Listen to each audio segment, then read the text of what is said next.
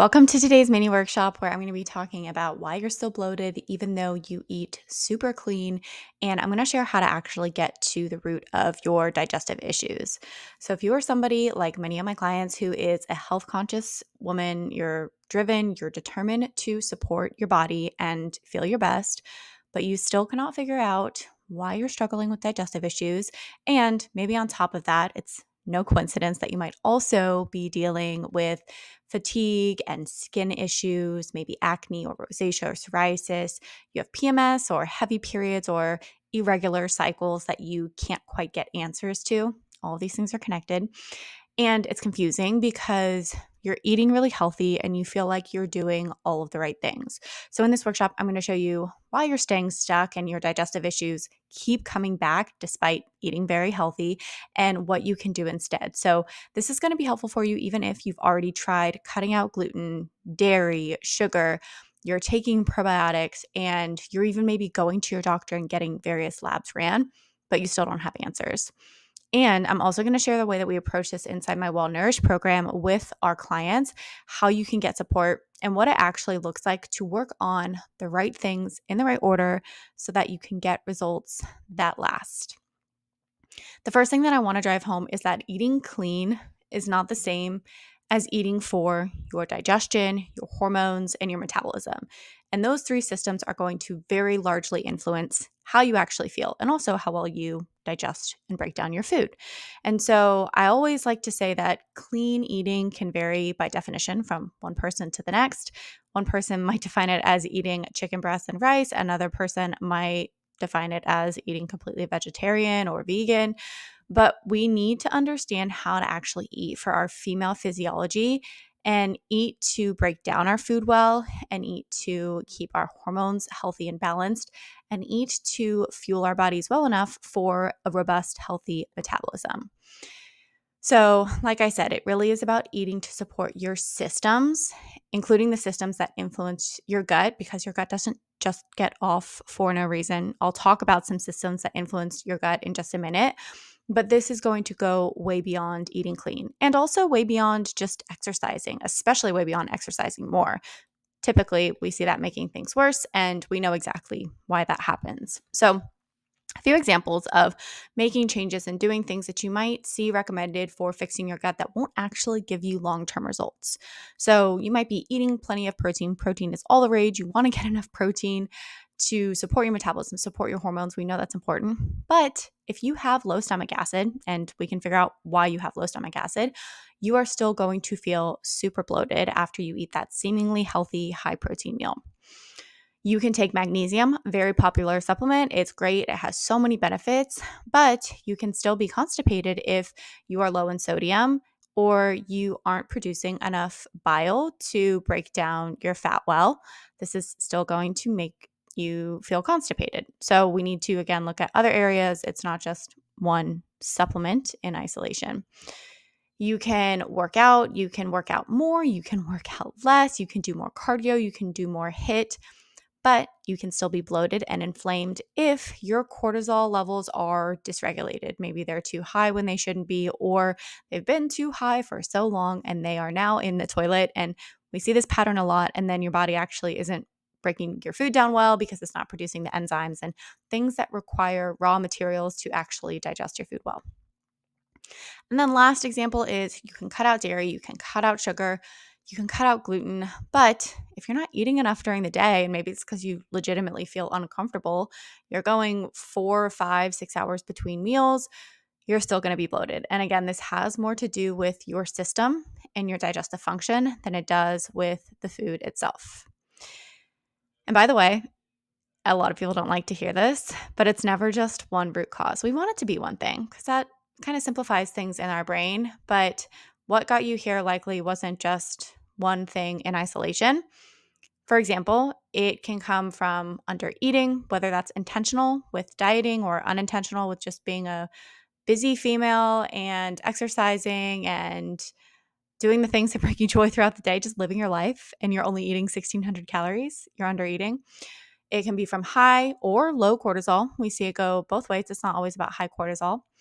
It can be from low fat or vegan or low carb. For me, it was under eating and low fat that slowed my body's ability to actually produce bile, and bile breaks down fat. And that led to a lot of constipation, which then led to dysbiosis and small intestinal bacterial overgrowth. It's all connected. But low fat, vegan, not eating enough protein, eating super low carb, those can impact your digestion and your gut function. Sluggish thyroid, which is a huge one I see often overlooked. I'll share some labs in this workshop as well, so you can see what this shows up with for our clients. A lot of people think they have their thyroid tested because they just look at TSH, but there's a lot more to that thyroid picture. When your thyroid slows down, so does everything else. And so you'll be constipated no matter how much magnesium or how much fiber you eat. Low stomach acid is a big one, especially for digesting protein. Low bile production, which is important not only for breaking down fat, but also for detoxing hormones, especially excess estrogen. And this is where we see a lot of the gut and hormone connection taking place, especially if you have heavy periods or estrogen dominant sort of symptoms. Antibiotic use, usually for more prolonged period of time, whether it was when you were a kid or as an adult, or maybe you're doing a lot of antibiotics for something like your skin. It's not even necessarily for something acute like a strep infection or something like that. NSAID use, I see a lot of pain medications being used or overused for women who have heavy painful periods or headaches. This is going to impact your gut. Birth control use, the certain types of birth control can influence your gut microbiome and your gut bacteria in different ways. Overgrowth of opportunistic gut bacteria. This can lead to a lot of bloating and gas and constipation and loose stools.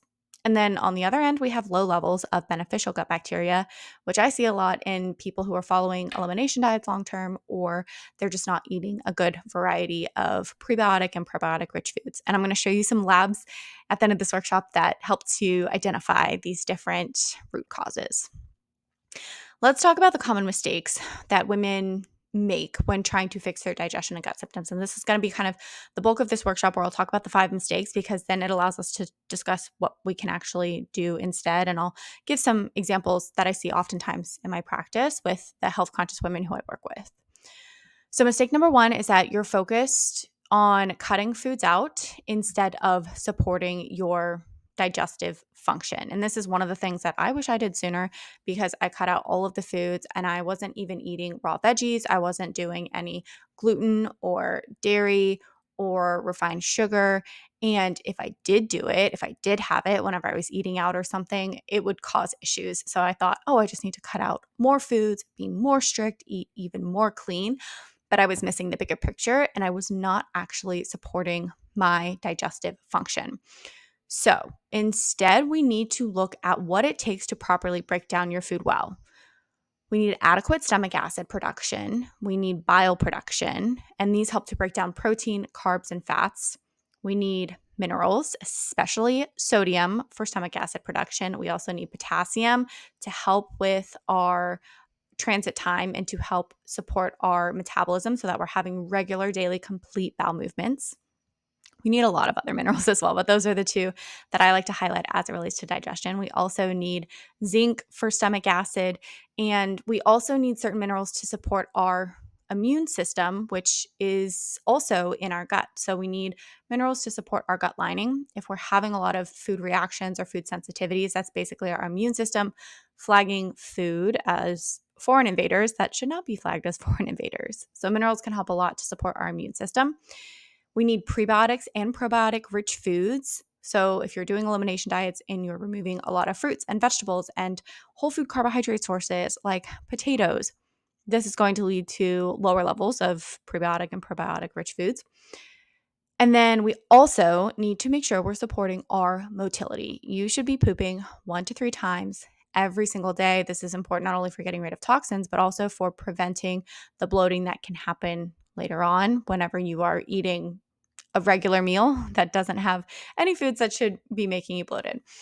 The one thing I will say on the food front as it relates to supporting your digestive function is if your digestive function is struggling and you're eating a lot of foods that are inherently more difficult to digest, so things like a ton of beans or lentil pastas, or you're doing some sort of like protein fiber bar that might have a lot of sugar alcohols in it, that can lead to a lot of bloating and smelly gas and kind of going back and forth between constipation and loose stools. So just something to be aware of if we are going to look at cutting out foods. Usually it's more of those very difficult to digest foods until all of these things are supported. And when you support these 5 things, these digestive function areas, you're going to be golden, and you'll even be able to have things that you feel like would normally cause you issues. So you can go out, eat a piece of pizza, have some dairy, have some gluten, and feel completely fine the next day. Mistake number 2 is you're under eating. Even if it's clean, 98% of the women who come to me aren't actually eating enough, or they're not eating enough at the right time. So they feel like they're overeating, but it's because they're constantly snacking and crazy during the day, or they're not eating enough during the day and then they're overeating at night. And what happens when you're not eating enough? Or maybe you're trying to diet, maybe you want to lose weight. And so you are constantly fighting yourself to eat 16 or 1700 calories a day. But what happens over time is that this is going to slow your thyroid function, and your thyroid is like the thermostat of your body. So it really, when it slows down, it's going to slow everything else down. This is going to slow down your motility or your transit time. So you're not going to the bathroom every single day, which can lead to other issues. And it also just increases stress on the body. And increased stress on the body is going to increase cortisol. Increased cortisol is going to suppress your stomach acid and your enzyme production and all those things we need to break down our food well. It also leads to low hormone production. So, not only low thyroid, which is a hormone, but it can lead to low progesterone levels as well. So, then we have issues around our cycle. We have super heavy periods or irregular cycles or a lot of spotting or maybe extreme PMS and mood swings. And you might also notice that leading up to your cycle, you feel more bloated and more constipated. And then lastly, it puts us on the blood sugar roller coaster. So we're going to be more susceptible to those blood sugar highs and lows. This can lead to energy fluctuations, energy crashes, brain fog, irritability, hunger. It can also lead to sleep issues, whether you have a hard time falling asleep or you're waking up at 2 and 3 a.m. And then it can also lead to a lot of cravings. So all of these things happen whenever we're not actually eating enough.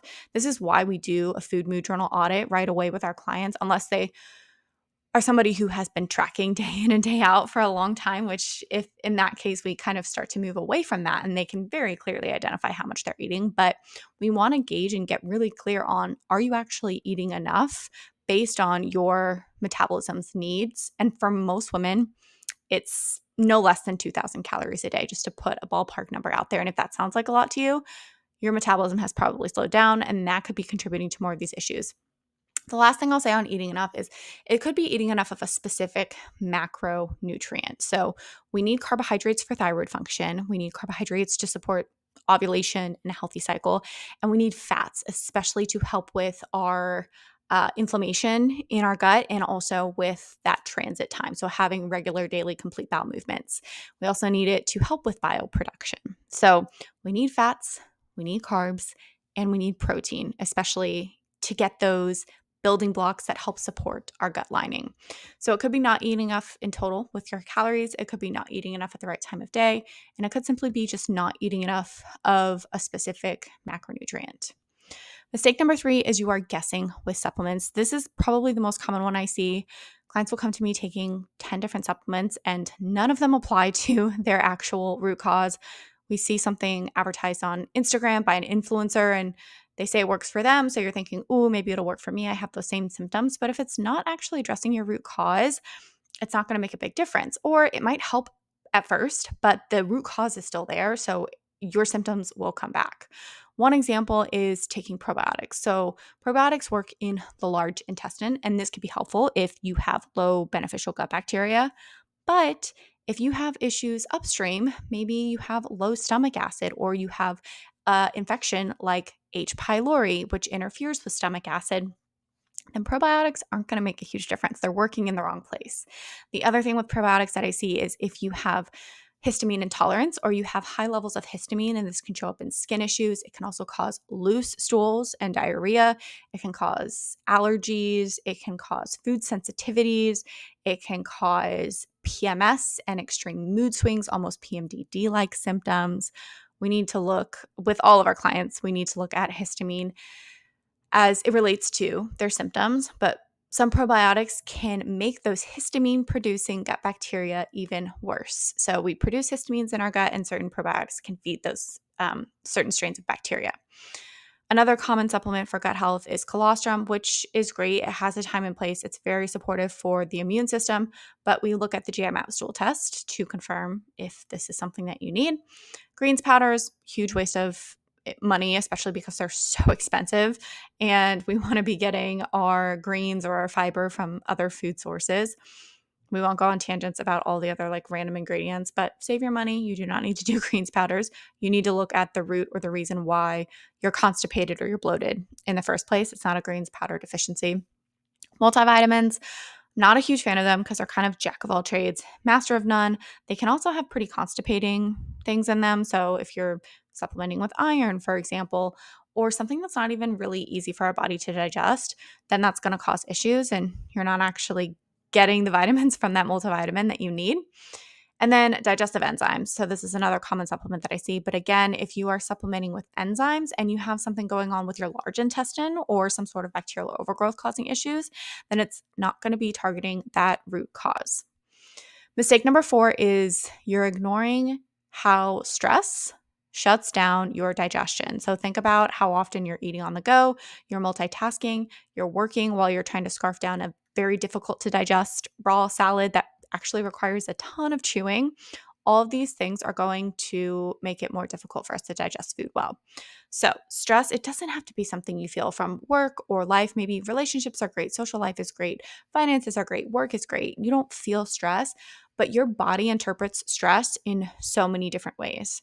It can be eating on the go, lack of sunlight, or poor circadian rhythm. So you're maybe exposed to a lot of blue light and screens at night. You're scrolling on your phone in bed or you're watching TV up until the point of going to sleep. That's a stress on the body. Stressing out about your food. Should I eat this? Should I not eat this? Will this cause issues? Or maybe you're going out to eat and you're stressing about what's on the menu. You're not eating enough because you're following the strict elimination diet. That is a physical stressor and a mental stressor on your body. If you're somebody who loves just being go, go, go, you have a never ending to do list, you're jumping from one task to the next, you feel fine doing it. You're a high achiever. You can handle a lot. You thrive on that adrenaline, but to your body, that is stressful and your digestion will be shut down. And then overexercising, poor sleep, and undereating. This is like the stressor trifecta. If you're exercising alone, it's not a stressor. If maybe you get 1 or 2 nights of poor sleep, your body can be resilient enough to recover from that. But over time, if you're only sleeping 5 or 6 hours a night, you're not eating enough on a consistent basis, and you're pushing yourself in the gym, you feel super burnt out, you feel tired all day, but you continue to push yourself anyways, that is a stressor on the body. We need to regroup, reevaluate, and come up with some different routines that feel good for you mentally and physically. Mistake number 5, my favorite to talk about, and I'm going to share some labs in just a second, is you haven't run the right labs. Maybe you've gone to your doctor, they test some basic things. Maybe you even had an endoscopy, a colonoscopy, just to rule out anything more serious, which has its time and place, but you haven't had the right labs to assess what is actually out of balance. What is going on in between the lines, as I like to describe it, where we connect the dots of things that have been brewing and going on for a while. So, functional labs can tell us why things are happening, not just what's happening. We don't just see, oh, you have low stomach acid or, oh, you have low sodium. We want to understand why you have low sodium, why you have low stomach acid. If you aren't looking at your body as a whole, you're only looking at one system in isolation, which is why the conventional medical model is somewhat broken, where we're going to a GI doctor for gut stuff. We're going to our gyno or an endocrinologist for hormone stuff.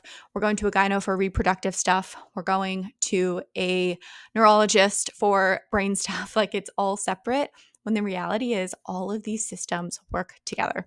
So we have to look at labs that support your body as a whole, especially when it comes to digestion, because your metabolism and your hormones influence your gut. Your nervous system influences your gut. There are so many different areas to support when it comes to really getting long-term resolution. The other thing with functional labs is they're looking for imbalances, not diseases. We do not diagnose. We do not treat. That is what your doctor is for. They look at your labs and they see if something is completely out of range, they know that they need to assess for disease state and they likely need to prescribe you with medication. We want to see the in between. Again, where are things shifting out of balance? They're not optimal. And it's why you don't feel well. And then we look at how we can balance things out or restore those imbalances with nutrition and lifestyle and giving your body what it needs, the resource that it needs to feel safe, to feel nourished, and for those things to come back into balance. Functional labs also help us to see patterns, which is why I don't just like to look at one marker in isolation. We have to look at how everything is connected. I like looking at your minerals on a tissue level. I like looking at your stool test, so looking more at your gut. And I like looking at blood labs, and we can see patterns and how things are all connected. And then lastly, we can use labs to ensure that you're targeting the right things in the right order. Like I said in the beginning, there's typically more than one root cause, but we can't treat or look at all of these root causes at once. We want to look at them like a domino. So when you start to tip over the first domino, the other ones will fall into place. As one example, with hormone imbalances and especially cycle related symptoms, PMS, heavy periods, irregular cycles, skin issues, acne that are hormone related. They can also be gut related. I will say that. Most of our clients have gut related acne, but we want to make sure that we're supporting the things that are influencing those hormones because the hormones don't just get off for no reason. So we really do need to work on the right things in the right order. Okay, so what we use whenever it comes to labs, we do kind of the trifecta. HTMA, which is your hair tissue mineral. This is the one here with the bar graph. We look at your tissues on a cellular level. This is different. Sorry, we look at your minerals on a cellular level. This is different than looking at them with your blood labs, which is going to be a little bit more kind of acute of a picture. HTMA looks at a more prolonged picture of how your body is actually using specific minerals. It tells us about also your stress response, the state of your nervous system. It tells us about how your body is using thyroid hormones, how your body is actually responding to certain stressors. Is it using up a lot of magnesium? Are you depleted in magnesium? So it gives a lot of really helpful insight. And again, if we don't have minerals, especially sodium and potassium, then our digestive function is really going to struggle. And then we look at blood labs. We don't just do a basic CBC or CMP, which is typically what your doctor measures. We do a comprehensive blood lab to look at the things that are going to impact inflammation in the body and also your digestive system, and a big one being thyroid hormones. So we do a full thyroid panel.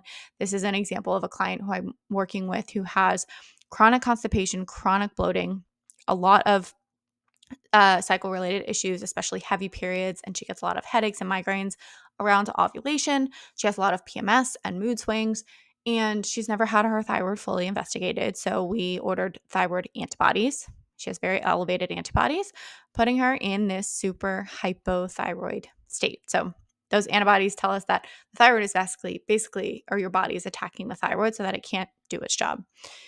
And then lastly, we have the GI map stool test. This is one of the tests that a lot of women, especially who are already eating healthy, they're supporting their digestive function.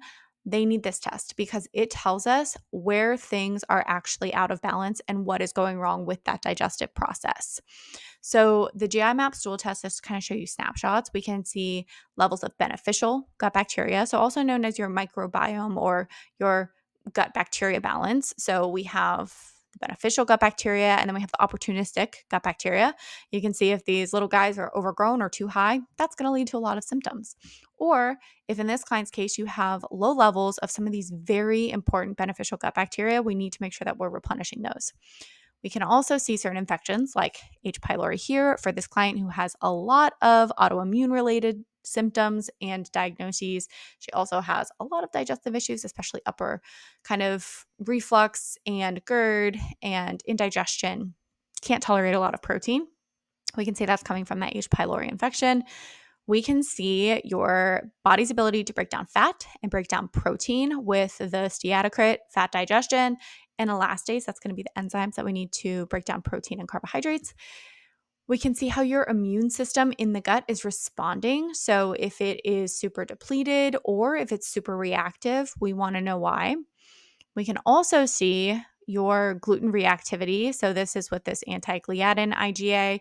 When that's elevated, it tells us that your body is sensitive to gluten. It's having a gut response, not necessarily an allergy like you would see with a blood test that measures for celiac disease, but gluten reactivity or gluten sensitivity can be healed if you're supporting your immune system and supporting your gut. And then lastly, we can see markers as it relates to your hormones, especially estrogen metabolism. So for my clients who have, again, heavy periods, estrogen dominant sort of symptoms, we want to look at this beta glucuronidase marker. And when it's elevated, it tells us that you are having a hard time detoxing estrogen, which takes place in the gut. So super fascinating, super insightful to get this GI map stool test. Again, we're looking at where things are actually out of balance and how that's contributing to your symptoms. And then from there, we address your body as a whole, your nutrition, your lifestyle, other factors that are going to influence those findings that we see on the GI map stool test.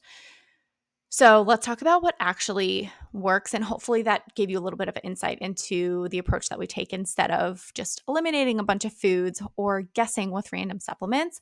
And this is what we do inside of our Well Nourished program, which is our one-on-one private coaching program that also has a method and a curriculum to guide you through the right things in the right order.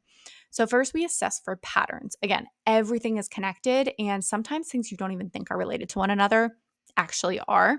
So we want to know all of the details, everything that's going on, not only with your digestion, but with other symptoms as well on a day-to-day basis. We also want to know how long things have been going on, because that can give us a lot of insight into where things started to go wrong.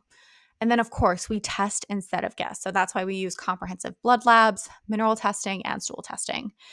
Then we support your systems. We're not just looking at one thing in isolation. We want to support your metabolism, which is your body's ability to create and use energy.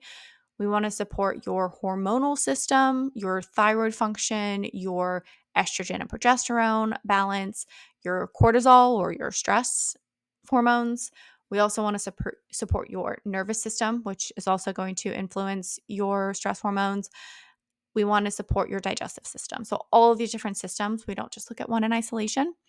And then from there, we're creating a plan that works with you and your life. A lot of people think that if they're starting to work with us, they're going to have to follow this super restrictive, unattainable protocol. But the goal is to get you to live and eat in a way where you're traveling, you're eating out, you are enjoying your favorite foods, all of these things, so that it's something you can stick to long term. So we meet you where you're at. We put this process all together in 3 basic steps. So we have that root cause assessment. We start with lots of lab data and gathering information, not only with the labs, but also with your health history, your health story, your symptoms. All of these things tell us where you need support first and foremost. And even before we get labs back, within the first couple of weeks, there are a lot of changes that you can probably make that will help you to start feeling better.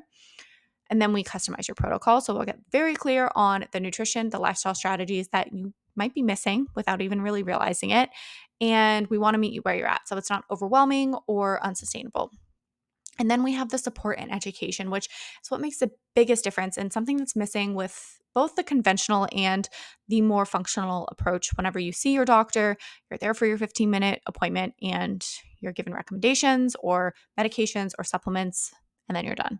We want to actually teach you why you're doing what you're doing and be with you every step of the way so that we can ensure you're making the progress that we expect and help you to make adjustments if necessary, and give you strategies based on what's going on in your life, what's going on in your head, what's going on in your relationships, your schedule, all of those things. You have regular check ins with us, you have messaging support, and you have community support. So you're not going through any of this alone. So that gives you a better idea of what everything looks like. And right now, I am enrolling 5 women into my one-on-one Well Nourished program. So, like I said before, this is a 4-month private coaching experience. We'll create a completely personalized plan using the functional labs I shared, strategic nutrition and lifestyle changes, and real-time coaching and support. So you're not doing it alone. Within this 4 months, you have private one-on-one coaching with me. So you'll have an onboarding assessment. You get one-on-one appointments. We schedule roughly twice per month. You get direct chat access as well through our Practice Better app. And then, of course, the lab analysis and the customized plan. That goes without saying. You will have all of that available to you. We do functional labs. So these are in-depth, comprehensive labs like the ones that I shared. All the labs are ordered by us, so it's very easy. They get sent to your door. And for blood labs, they get sent to your email. But you can do these on your own, and then you send them back to the lab. We get the results and we go over them together. And again, we're looking for those optimal ranges, not just your quote unquote normal ranges. So we're not just saying if things are flagged as super high or super low. We want to catch things before they get out of what is considered an optimal range. And we do in depth labs that look beyond just what you typically get at your regular doctor appointment. You get a customized protocol. So we will follow the foundational well-nourished method, which is all mapped out for you within the Practice Better portal. And we're customizing every detail of this well-nourished method for you. So we look at your health history, we look at your lab data, and we figure out, again, exactly what to be focusing on.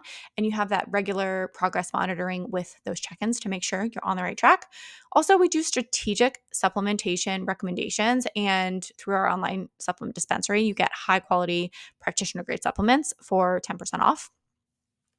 So, kind of recapping everything, this program is 4 months of one-on-one support.